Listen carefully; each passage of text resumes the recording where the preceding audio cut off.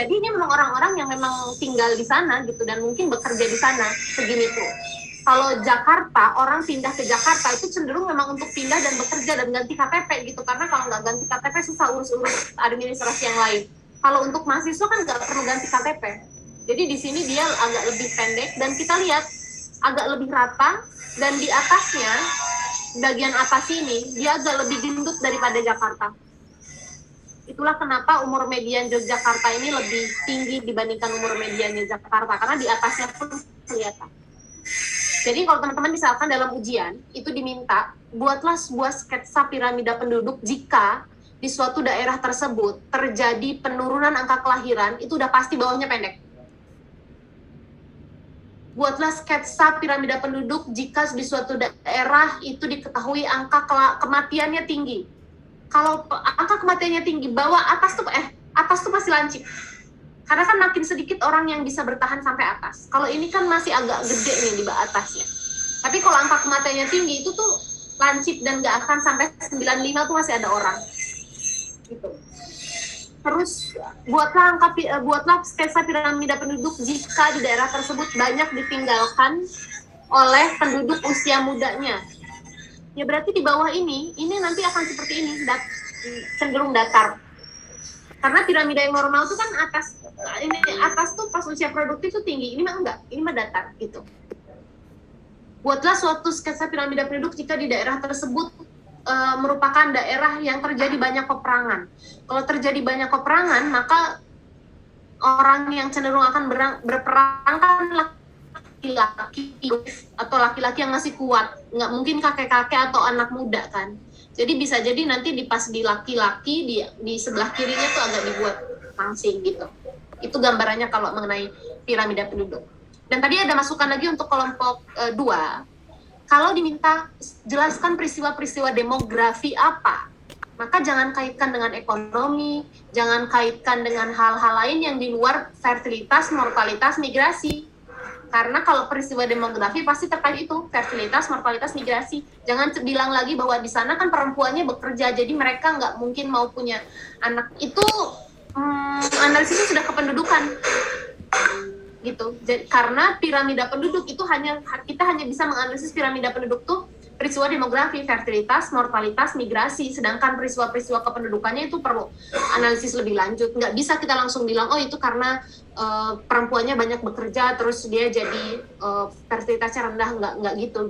Karena dimintanya hanya peristiwa demografi. Satu kelompok lagi silahkan, supaya nggak penasaran. Kita udah membandingkan DKI Jakarta dengan Jogja. Ada kelompok yang mau coba presentasi? Arum, kelompok mana Rum? Kelompok 4. Kelompok 4, oke. Silahkan, beda lokasi kan berarti dengan kelompok 2. Silahkan Arum. Iya, oke. Afia, bisa share screen nggak, Vi?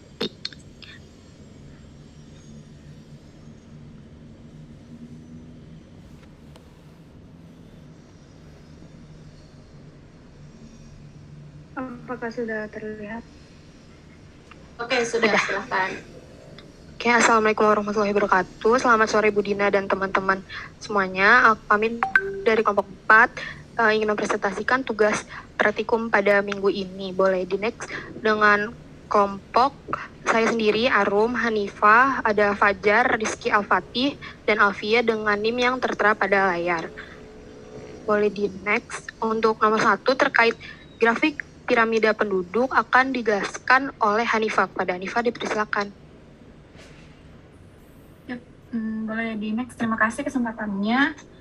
Yang pertama adalah piramida penduduk dari Provinsi Jawa Barat tahun 2020.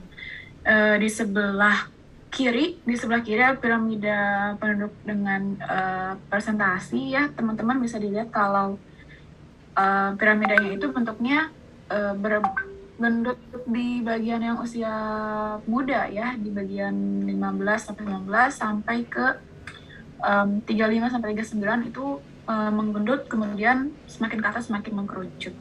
Ini persennya sebagai contoh adalah misalnya usia 0 sampai 4 tahun itu sebesar 4, sekian persen, interpretasinya dengan angka mutlak adalah dengan sebesar 2 juta orang gitu kan. 4 sekian persen itu adalah persen dari seluruh jumlah penduduk. Yang kemudian interpretasi pada angka mutlaknya yaitu sebesar 2 juta, sekitar kurang lebih 2 juta orang gitu. Kemudian mulai di next. Kemudian ada piramida penduduk Provinsi Nusa Tenggara Timur tahun 2020. Di sebelah kiri ada yang dengan satuan persentase. Bisa dilihat kalau yang NTT ini dia lebih bentuknya itu lebih berbentuk segitiga yang kurang. Kalau yang tadi kan jika dibandingkan dengan yang DKI Jakarta itu rada menggendut di bagian usia mudanya. Kalau ini memang masih cukup banyak di usia mudanya, namun dia lebih lebih runcing gitu ya, lebih berbentuk segitiga gitu interpretasinya. Ini misalnya pada usia 25 sampai 29 itu sebesar 4, sekian persen. Kemudian pada angka mutlaknya itu usia 25 sampai 29 itu sebesar 200.000 orang lebih ya. Jadi 4 sekian persen itu dari seluruh penduduk di Nusa Tenggara Timur tahun 2020. Kalau yang laki-lakinya, yang laki-laki di angka mutlaknya itu bisa dilihat yaitu sebesar 200.000 orang gitu, 4% tuh gitu. Selanjutnya saya kembalikan kepada Arum. Terima kasih. Oke. Terima kasih Hanifah atas penjelasannya. Untuk nomor 2 terkait perbandingan piramida dan analisis peristiwa demografi akan dijelaskan oleh Fajar. Kepada Fajar dipersilakan. Baik, terima kasih kepada Arum yang telah memberikan kesempatan. Di sini saya akan menjelaskan di bagian pertanyaan nomor 2, yang mana di sini terkait perbandingan antara dua piramida, antara piramida dari Provinsi Jawa Barat dan piramida dari Provinsi Nusa Tenggara Timur. Nah, dari yang telah kami analisis adalah bahwa bentuk piramida dari penduduk Jawa Barat itu adalah konstruktif dan piramida penduduk di Nusa Tenggara Timur itu ekspansif. Mungkin ya tadi bisa teman-teman lihat di slide sebelumnya ya, bentuknya seperti apa, bahwa yang konstruktif itu dia agak kecil di bawah, mengembung di tengah, kemudian mengerucut, dan untuk yang ekspansif itu dia sudah mengerucut dari atas ke bawah seperti itu ya. Nah, untuk pengaruh dari bentuknya itu bagaimana, di sini saya akan menjelaskan. Untuk Jawa Barat sendiri, di sini kan sudah kelihatan ya kalau di Jawa Barat itu dia di bagian bawahnya itu lebih rendah atau lebih kurus daripada yang bagian tengah. Kenapa? Karena memang jumlah umur yang muda itu sedikit. Itu mungkin balik lagi kepada mindset di Jawa Barat sendiri ya, yang sudah tidak ada lagi memandang bahwa banyak anak banyak rezeki. Makanya jumlah umur mudanya itu lebih sedikit. Kemudian tingkat kelahiran dan kematiannya menurun. Untuk kematian menurun ini karena kesejahteraannya meningkat. Kemudian untuk kelahiran sendiri kenapa menurun? Karena memang ada beberapa faktor. Salah satunya adalah karena mindset itu tadi yang telah saya sebutkan di awal tadi. Dan angka harapan hidup yang meningkat ini menyebabkan untuk usia tua sendiri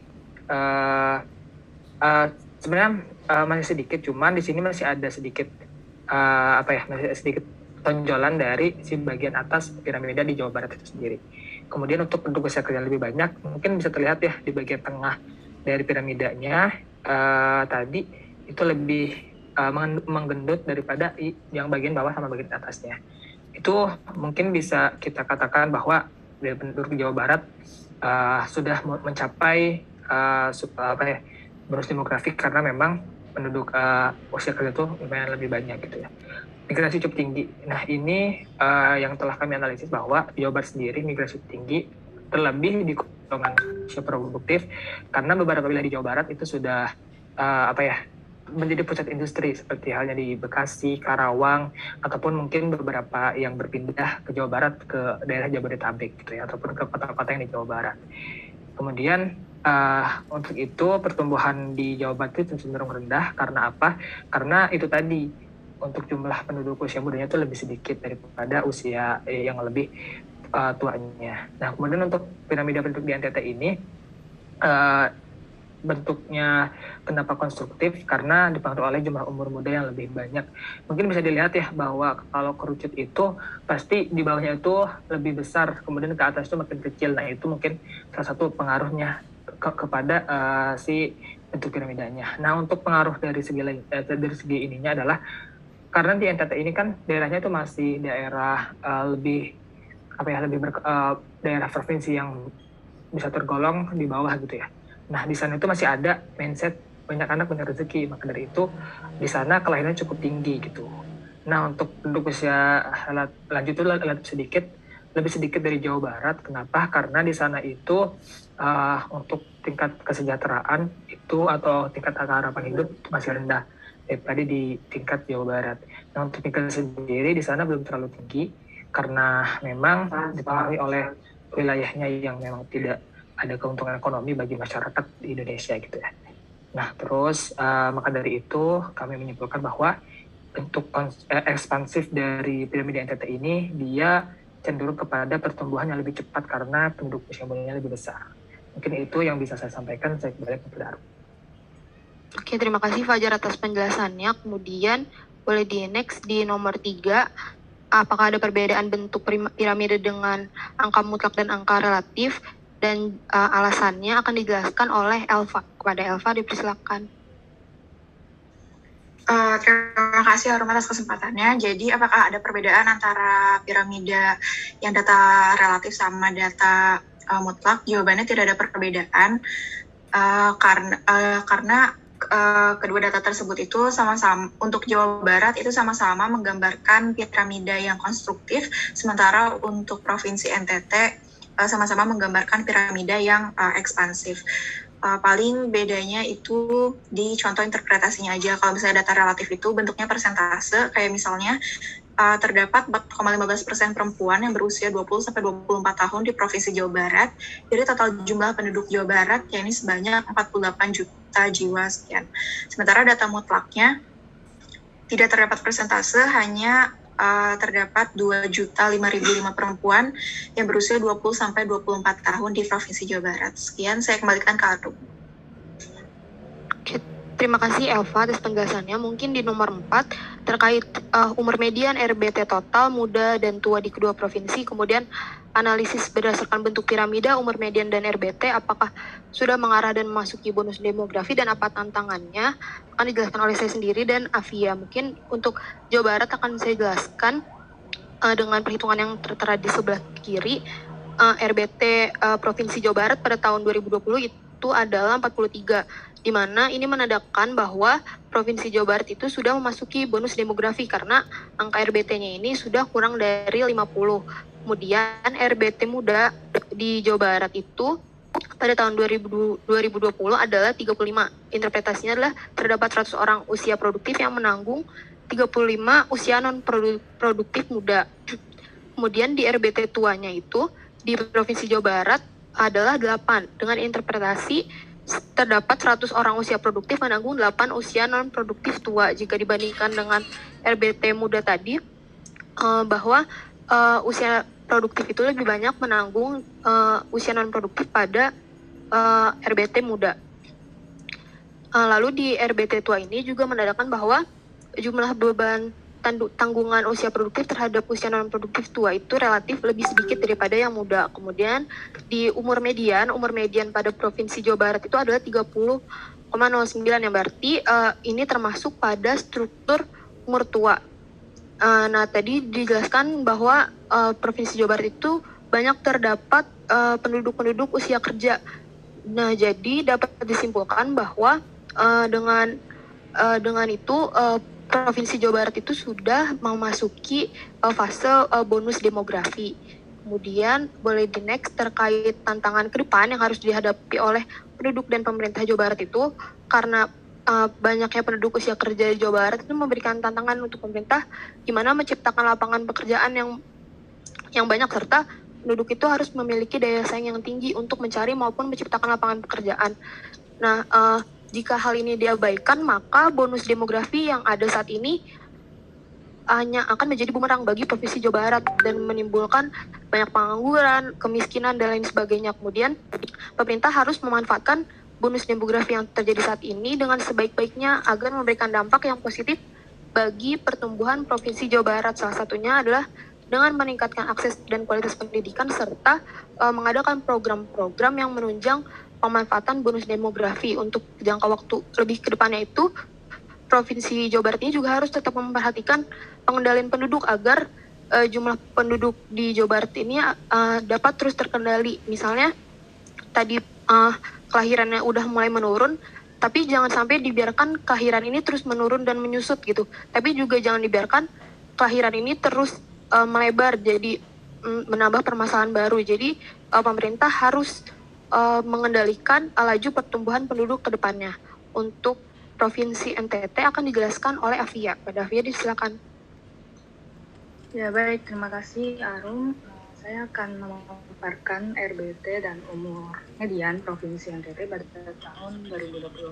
Jadi berdasarkan yang hasil perhitungan yang kelompok kami lakukan untuk angka RBT total Provinsi NTT pada tahun 2020 ialah 55, di mana pada 100 penduduk produktif Provinsi NTT terdapat 55 penduduk non-produktif yang harus ditanggung. Nah, ini menjadikan Provinsi NTT masih belum memasuki bonus demografi karena angka RBT-nya yang masih lebih dari 50. Lalu untuk RBT muda Provinsi NTT itu ada di angka 46 dan RBT tuanya 9. Yang berarti dalam 100 penduduk produktif Provinsi NTT terdapat 46 penduduk non-produktif muda yang jauh lebih banyak. Sementara untuk penduduk non-produktif tuanya ada 9 yang untuk ditanggung oleh penduduk produktifnya. Lalu untuk umur median Provinsi NTT ialah 26 tahun yang berarti masuk ke dalam struktur umur intermediate. Nah, hal ini menunjukkan ya bahwa porsi penduduk usia kerja di Provinsi NTT sudah mulai banyak juga. Jadi dari RBT dan umur median ini dapat disimpulkan Provinsi NTT itu masih belum masuk ke memilih demografi, tetapi sudah terdapat tanda untuk mengarah ke bonus demografi tersebut karena angka RBT-nya juga yang sudah mendekati angka 50 dan untuk struktur umurnya yang intermediate yang bisa menunjukkan penduduk usia kerjanya yang sudah mulai banyak. Nah, tantangan apa sih ke depannya yang harus dihadapi oleh penduduk dan pemerintah di Provinsi NTT? Yang pertama bisa dilihat tadi di piramida penduduknya, di mana kelahiran di NTT itu masih terbilang tinggi. Jadi kelahiran yang tinggi ini membuat angka penduduk non-produktif mudanya juga tinggi juga. Jadi sehingga ke depannya Provinsi NTT itu diharapkan siap untuk menyediakan sarana dan prasarana untuk memberdayakan penduduk non-produktif yang muda ini agar nantinya saat menjadi angkatan kerja baru itu dapat berdaya saing dalam bekerja ataupun membuat lapangan pekerjaan. Lalu selanjutnya penduduk yang produktifnya juga harus dilindungi agar tetap sejahtera sehingga dapat lebih meningkatkan produktivitasnya. Dan terakhir, karena kelahiran yang tinggi dan juga angka harapan hidupnya yang masih rendah, jadi ya pemerintah NTT ini masih harus berupaya untuk lebih meningkatkan angka harapan hidupnya serta mengontrol laju pertumbuhan penduduknya. Sekian pemaparan dari saya kembalikan lagi ke Arum. Baik, terima kasih Afia atas pemaparannya. Terima kasih teman-teman kelompok 4 atas pemaparannya. Mungkin hanya itu yang dapat kami sampaikan. Kurang lebihnya mohon maaf. Saya kembalikan kepada Bu Dina. Terima kasih. Assalamualaikum warahmatullahi wabarakatuh. Waalaikumsalam warahmatullahi wabarakatuh. Oke, silakan. Ada komentar dulu. Sekarang kan jadi malah 4 nih, kebayang ya. Ada DKI Jakarta, tadi yang bawahnya agak pendek, tengahnya gendut, terus dia melancip, terus ada Yogyakarta yang gendut dari bawah, terus dia hampir rata di tengah, terus sama panjang umur. Jawa Barat hampir mirip nggak ya? Apa sih yang membedakan Jawa Barat tadi kalau dilihat dari piramidanya? Tapi kalau yang paling kelihatan banget tuh NTT ya, dia masih bentuknya segitiga loh. Itu kan kalau di dalam slide kuliah segitiga tuh tipe piramida yang apa tadi kelompok 4 sampaikan? Apa namanya tipe piramida yang mana? Yang runcing itu ekspansif Bu NTT. Masih ekspansif. Dan penjelasannya betul yang dilakukan kelompok 4 ini dalam artian dia menjelaskan kondisi demografi yang ada, fertilitasnya gimana, mortalitasnya gimana, usia harapan hidup seperti apa, kira-kira gambarannya, migrasinya gimana gitu. Jadi dari situ bisa kelihatan. Pokoknya teman-teman kalau ngelihat ada piramida penduduk seperti yang NTT yang kelihatan banget curam, jadi bukan landa ya, dia curam, itu udah pasti antara satu generasi ke generasi lain itu banyak yang meninggal, makanya dia bisa curam karena tadinya segini, tahun berikutnya dia tinggal segini, tahun berikutnya tinggal segini gitu. Jadi makanya dia bentuknya curam, beda dengan yang gendut. Kalau di negara maju tuh kan bahkan dia udah lurus gitu ya dari bawah, saking yang lahir tuh dikit banget. Terus yang tadinya produktif tuh sekarang udah tua, jadi udah ada di atas gitu. Dan itu juga mungkin akan terjadi kalau kita lihat ini Jawa Barat dan NTT kan sama-sama belum bonus demografi ya. Tapi Jakarta itu bahkan udah 18 tadi ya, AI ya. RBT-nya, apa berapa tadi? 18 kalau nggak salah. RBT totalnya tadi salah hitung ya Bu? Salah hitung ya, nggak mungkin sekecil Ya. itu.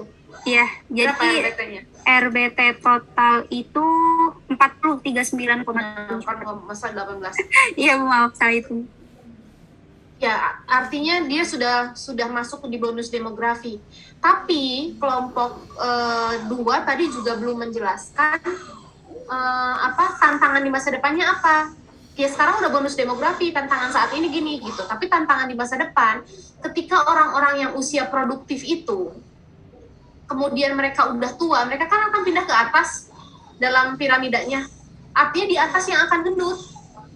Di tengahnya itu yang nanti mungkin akan lurus gitu dengan yang atas. Jadi tantangan berikutnya adalah menyiapkan bagaimana caranya di Jakarta itu pemerintah harus menyiapkan fasilitas-fasilitas kesehatan untuk menunjang kesehatan lansia, karena nanti di Jakarta akan banyak lansia, kecuali habis lansia mereka langsung pada pensiun pindah ke Jogja itu. Jadi mungkin di Jakarta akan terbebas dari masalah-masalah soal lansia kalau mereka pindah pensiun, pindah ke desanya masing-masing gitu. Dan satu lagi tadi yang belum dijelaskan oleh dua kelompok yang presentasi, apa sih bedanya kalau kita pakai piramida yang angka mutlak dan apa bedanya kalau kita pakai yang angka relatif? Siapa yang bisa jawab? Dari dua kelompok tadi menurut saya belum ada yang bisa jawab. Kan katanya tidak ada perbedaan, ya iya nggak ada perbedaan bentuknya mah gitu. Cuman kebayang nggak kalau kita membandingkan antara satu kota dengan kota lain atau satu waktu dengan waktu yang lain kalau kita pakai angka mutlak? Apa bedanya dengan kalau kita pakai angka relatif? Ada yang bisa jawab? Ini nanti Zikra nggak punya catatan apa-apa nih. Ya boleh deh Arum, silakan. Mungkin ini nggak sih Bu, kalau misalkan angka mutlak itu di setiap provinsi kan penduduknya beda-beda. Jadi kalau misalkan di sininya 4 juta, di sana 16 juta kan jadi beda gitu Bu. Nah, mungkin di situ saya tangkap saya. Itu yang belum terjawab. Jadi kalau kita pakai angka mutlak, misalkan tadi Arum menyebutkan ada yang 4 juta, ada yang 16 juta. Berarti kita bikin titik piramidanya tuh untuk dasarnya banyak banget dong gitu. Yang satu 4 juta, yang satu 16 juta. Tapi kalau kita pakai persentase, kan semuanya akan maksimal di 100% dan akan minimal di 0% gitu. Jadi piramidanya akan lebarnya akan segitu-gitu aja. Ketika ditempel atau superimpose, teknik superimpose itu kan menempel dua piramida. Cuman sayangnya dari dua kelompok yang presentasi belum ada yang pakai superimpose nih. Tadinya kalau ada, jadi bisa kelihatan. Kalau pakai superimpose tuh kelihatan. Misalkan Jogja ketika ditempel dengan Jakarta, kelihatan Jogja tuh lebarnya di mana, Jakarta lebarnya di mana. Nah itu ditempel. Kalau ditempel, kalau pakai angka mutlak itu susah karena Jakarta lebar banget karena jumlah penduduknya banyak, sedangkan Yogyakarta jumlah penduduknya lebih dikit, jadi pas ditempel nggak enak. Gitu. Jadi ada yang mengerjakan pakai superimpose kelompok yang lain? Nggak ada. Oke. Nanti belajar bagaimana teknik superimpose ya, bisa dicari di YouTube supaya bisa kelihatan bedanya antara satu daerah dengan daerah lain ditempel. Itu kira-kira kayaknya cukup untuk praktikum hari ini karena saya harus bersiap untuk waktu jam 3. Kalau ada pertanyaan nanti boleh disiapkan di minggu depan. Minggu depan kita akan lanjutkan praktikum terakhir, praktikum yang ke-7. Minggu depan akan tentang kematian. Jadi ini jadi salah satu topik yang malam Jumat. Terus kita membicarakan soal kematian ya, minggu depan ya. Oke, minggu depan jangan lupa untuk join dengan menggunakan laptop lagi karena minggu depan akan kompetisi kelompok lagi dan akan penilaian individu seperti biasa dan kuis juga minggu depan. Jadi teman-teman akan 4 kali kuis tapi nilai yang teman-teman akan 4 kali kuis yang diambil adalah 3 nilai tertinggi. Jadi kalau merasa 1 kali terlewat kuis berarti 3 nilai berikutnya lah yang akan diambil, mau itu tinggi mau itu rendah. Nilai yang kemarin kayaknya agak kecil-kecil, jadi mudah-mudahan bisa dibayar di kuis-kuis berikutnya. Ibu, Ya, saya tutup pertemuan. Ya, mau tanya, Bu. Kalau mau nanya. Buat itunya kuisnya materinya dari PB Yang belum berarti. yang belum berarti sisanya. Cuma Sama dikirim aja. sama kematian berarti ya, Bu, nanti. Ya, sampai kematian. Baik, Bu. Terima kasih. Saya mau minta masukan kuisnya mending habis praktikum atau mending habis kuliah atau mending malam kayak kemarin. Tapi kok malam banyak yang kelewat sih? Kayaknya malam aja deh, Bu. Kalau habis praktikum Iya, Bu. ada Malam praktikum gue bisa yang- nge-review materi dulu. Malam aja ya, jadi bisa review materi dulu di praktikum. Kalau habis kuliah takutnya belum. Arum, kenapa Rum? Ya ini Bu, notulensi kemarin itu belum, Masukin ini di minggu sini kemarin. aja, Rum. Masukin di yang hari ini. Judulnya notulensi tanggal berapa gitu. Masukinnya di hari ini aja, Rum. Nanti Oh, saya buat iya, Bu, foldernya. kasih. Dari tadi course-nya soalnya bermasalah. Kalau course-nya nanti masih bermasalah dan juga saya keburu ngajar, ya berarti dikirim nanti paling nggak maksimal sampai jam 6 sore. Nanti setelah ngajar berarti saya baru bikin. Dicek aja nanti udah ada apa belum di course. Oke, saya tutup pertemuan hari ini. Assalamualaikum warahmatullahi wabarakatuh. Waalaikumsalam. Makasih banyak, Ibu. Waalaikumsalam. Ah.